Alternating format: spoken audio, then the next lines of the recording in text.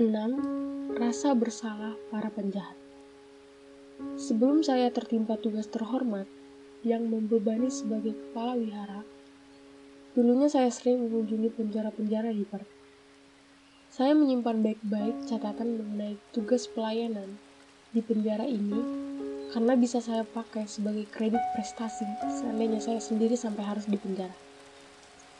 Pada kunjungan perdana saya ke sebuah penjara besar di Perth, saya terkejut dan terkesan akan banyaknya narapidana yang menghadiri ceramah mengenai meditasi yang saya bawakan. Ruangan pertama penuh sesak. Sekitar 95% dari populasi penjara hadir untuk belajar bermeditasi. Makin lama saya berbicara, rupanya semakin gelisah para pendengar saya. Baru 10 menit berlalu, seorang narapidana, salah satu penjahat paling kondang di penjara, mengangkat tangannya untuk bertanya. Saya mempersilakannya. Apa betul, tanyanya, dengan meditasi kita bisa terbang? Sekarang saya tahu mengapa ada begitu banyak narapidana yang datang ke ceramah saya. Rupanya mereka semua berencana belajar bermeditasi supaya bisa terbang melewati tembok penjara.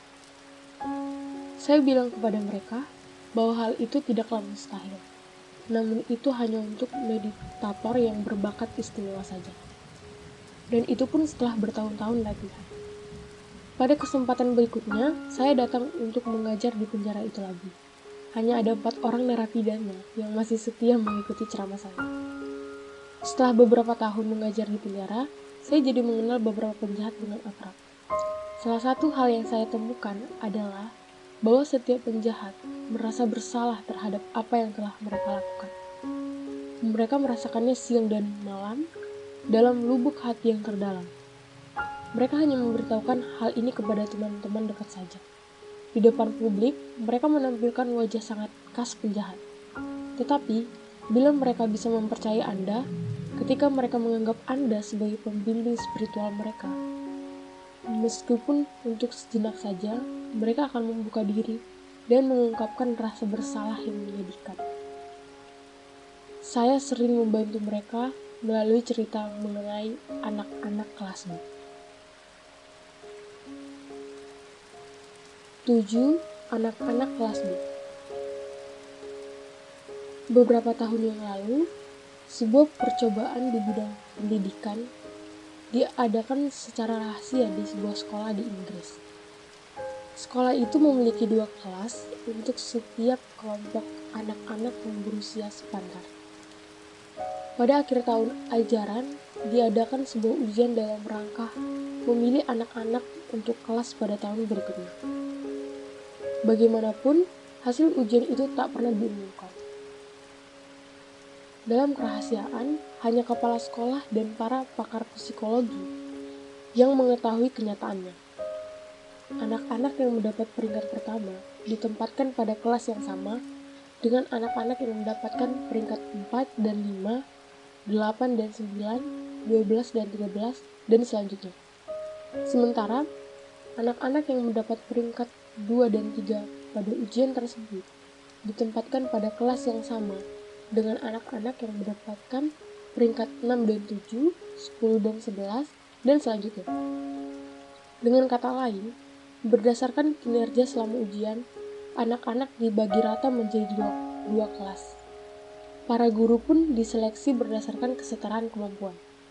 Bahkan, setiap ruang kelas pun diberikan fasilitas yang sama. Segala sesuatunya dibuat setara mungkin, kecuali untuk salah satu hal. Satu disebut kelas A dan yang lain disebut kelas B. Pada kenyataannya, setiap kelas memiliki anak-anak yang setara kemampuannya. Tetapi, di benak setiap orang, anak-anak dari kelas A dianggap sebagai anak-anak yang cerdas, sedangkan anak-anak dari kelas B dianggap tak begitu pandai. Beberapa orang tua dari anak-anak kelas A mendapat kejutan yang menyenangkan karena anak-anaknya lulus dengan baik dan menghadiahi mereka dengan bingkisan dan pujian. Sementara, beberapa orang tua dari anak-anak kelas B mengomeli dan menghukum anak-anaknya karena mereka dianggap tak berusaha cukup keras selama ujian. Bahkan, para guru pun mengajar anak-anak kelas B dengan sikap berbeda, dengan tidak berharap banyak dari mereka. Sepanjang tahun ajaran, ilusi tersebut terus dipertahankan. Lalu tibalah ujian akhir tahun berikutnya. Hasilnya membuat merinding, tetapi tidak mengejutkan. Anak-anak kelas A menunjukkan kinerja yang jauh lebih baik daripada anak-anak kelas B. Pada kenyataannya, hasilnya juga akan seperti itu. Jika dulunya mereka terpilih sebagai setengah dari yang teratas pada ujian tahun lalu. Mereka benar-benar menjadi anak-anak kelas A atau nomor 1. Dan kelompok lain, walaupun setara dengan tahun lalu, mereka menjadi anak-anak kelas B atau nomor 2 sungguhan. Seperti apa mereka diajar sepanjang tahun, seperti apa mereka diperlakukan, seperti apa mereka dipercaya, demikianlah jadinya mereka. 8. Bocah di pasar swalayan. Saya bilang kepada konco-konco penjara saya agar jangan pernah berpikir bahwa diri mereka adalah penjahat. Melainkan, berpikirlah sebagai seorang yang telah melakukan tindak kejahatan. Sebab, jika mereka bilang mereka adalah penjahat, jika mereka diperlakukan sebagai penjahat, dan jika mereka percaya bahwa diri mereka adalah penjahat, mereka akan menjadi penjahat betulan. Begitulah cara kerjanya. Seorang bocah menjatuhkan sekotak susu di bagian kasir sebuah pasar swalayan. Kotaknya terbuka dan susunya tumpah mengenai lantai. "Anak bodoh," kata ibunya. Di lorong sebelahnya, seorang bocah yang lain menjatuhkan sekotak madu. Kotak itu juga pecah dan madunya menjalar ke lantai. "Itu perbuatan bodoh, Nak," kata ibunya. Bocah pertama dicap sebagai anak bodoh, sedangkan bocah yang satunya cuma ditegur karena suatu kesalahan. Bocah yang pertama mungkin akan benar-benar menjadi bodoh, sedangkan bocah yang satunya akan belajar untuk tidak lagi mengulangi perbuatan bodohnya. Saya bertanya pada konco-konco penjara, apa saja yang telah mereka perbuat pada hari mereka berbuat kejahatan? Apa saja yang mereka perbuat pada hari-hari lainnya pada tahun itu? Apa saja yang telah mereka perbuat pada tahun-tahun kehidupan mereka? Kemudian saya ceritakan kembali kisah tembok bata saya. Ada 2 batu bata lain di tembok yang mewakili kehidupan kita.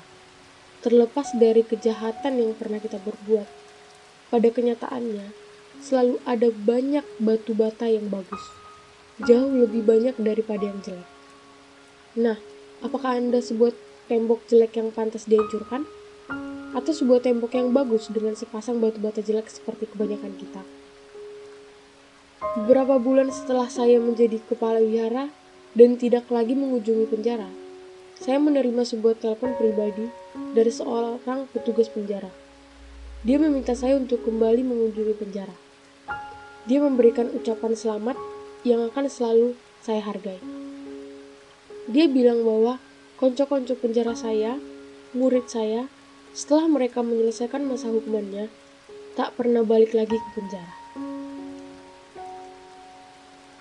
9. Kita semua penjahat.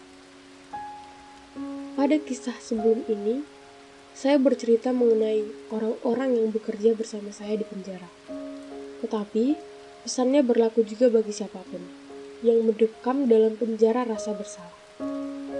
Kejahatan yang menyebabkan kita merasa bersalah, apalagi yang telah kita lakukan pada hari itu, pada tahun itu, dalam hidup ini. Dapatkah kita melihat batu bata lain di tembok? Dapatkah kita memandang melampaui perbuatan bodoh kita yang menyebabkan perasaan bersalah kita? Jika kita terlalu lama terfokus pada perbuatan-perbuatan kelas B, kita mungkin akan menjadi seorang manusia kelas B. Itulah sebabnya mengapa kita tetap mengulang kesalahan-kesalahan kita dan menimbun perasaan bersalah kita. Tetapi, bila kita melihat bagian lain dari kehidupan kita, bata lain di tembok kita, ketika kita meraih sudut pandang yang realistik, maka pandangan cerah yang menakjubkan akan merekah bagai sekuntum bunga di hati. Kita layak dimaafkan.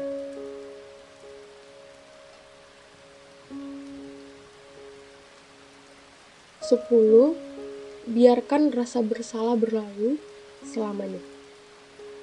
Tahapan tersulit dari perjalanan untuk bebas dari rasa bersalah adalah meyakinkan diri kita bahwa kita layak untuk dimaafkan. Kisah-kisah yang telah diceritakan sejauh ini bertujuan untuk membantu kita. Tetapi, langkah terakhir untuk keluar dari penjara harus dilakukan sendiri. Saat masih bocah, seorang teman saya bermain dengan sahabat karibnya di sebuah dermaga. Bermaksud untuk bergurau, dia mendorong sahabatnya ke dalam air dan sahabatnya tenggelam. Selama beberapa tahun, bocah itu hidup bersama dengan perasaan bersalah yang melumpuhkannya. Orang tua sahabatnya yang mati tenggelam tinggal di sebelah rumahnya. Si bocah tumbuh dengan mengetahui bahwa ia telah memisahkan mereka dari putranya.